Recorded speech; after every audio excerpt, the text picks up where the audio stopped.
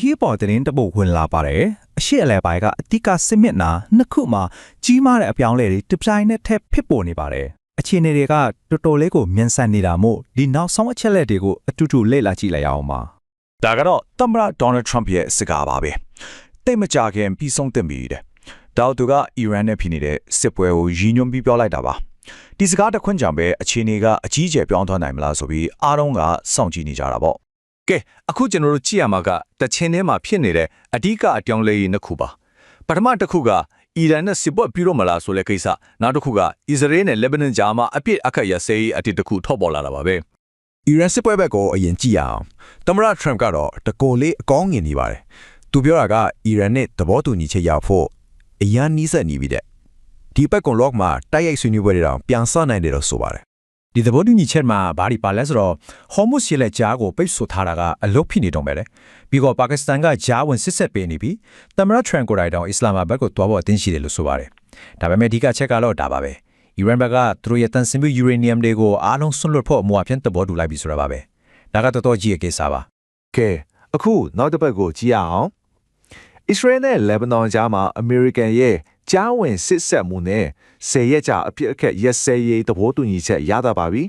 ဟုတ်ပါတယ်10ရက်ပါဒီအပြည့်ရဲ့10ရက်မှာအီရန်ကြောထောင်နောက်ခံပြု Hezbollah အဖွဲ့လည်းပါဝင်တာမို့ဒါဆွေးနွေးပွဲတွေလုပ်ဖို့ချိန်တစ်ခုရလိုက်ကပါ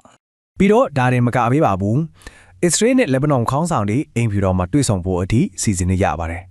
တကယ်လို့ဒါဒီတွေ့ဆုံပွဲဖြစ်လာခဲ့ရင်ဒါဟာနှစ်ပေါင်း34နှစ်အတွင်းမှာပထမဆုံးအကြိမ်တွေ့ဆုံမှုဖြစ်လာမှာပါတမိုင်းဝင်တယ်လို့တောင်ပြောလို့ရပါတယ်ဒါပေမဲ့ဒီမျော်လင့်ချက်တွေအားလုံးကတကယ်ဖြစ်လာပါမလား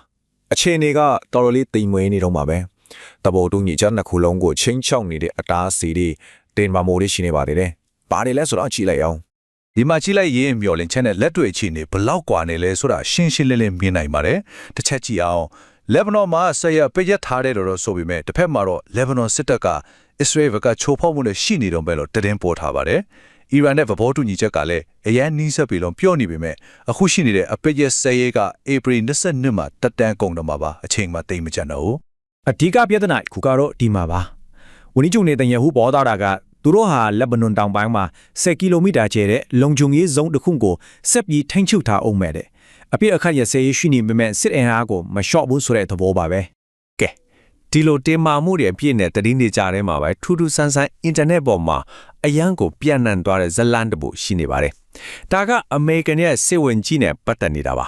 ဒီမှာရှင်းကြည့်လိုက်ရင်အန်တိုဇီယာကောင်းလောက်အောင်တူနေတာကိုတွေ့ရပါလိမ့်မယ်ဘက်က1994ကနာမည်ကြီးရုပ်ရှင် pop fiction တွေကဇဝင်စကားညာဘက်ကတော့စပုံကြီး Pete Hegseth ရဲ့စူတောင်းပါစကားလုံးတွေကိုကြည့်လိုက်ပါဖြောင်းမတော့သူ့လန်ခီဆိုတာကနေပြီးချော်ကန်ရပါလေမွေးလန်ခီဆိုပြီးပြောင်းထားတယ်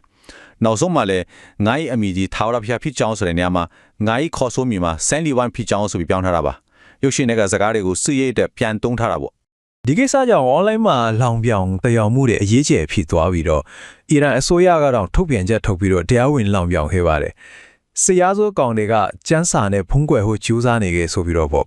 ဒါကြောင့်နောက်ဆုံးမှမေ့ချတာမြေကွန်းတစ်ခုကြံခဲ့ပါတယ်ဒီဖြစ်ပေါ်ပြောင်းလဲမှုတွေအားလုံးဟာတကယ်ပဲတမိုင်းမိမဲ့ငင်းချမ်းရေးစီကိုတွားနေတာလားဒါမှမဟုတ်နောက်ထပ်ပဋိပက္ခတွေမစခင်ခဏတာအသက်ရှူချောင်းသွားတာမျိုးပဲလားအဖြေကတော့စောင့်ကြည့်အောင်ပါပဲ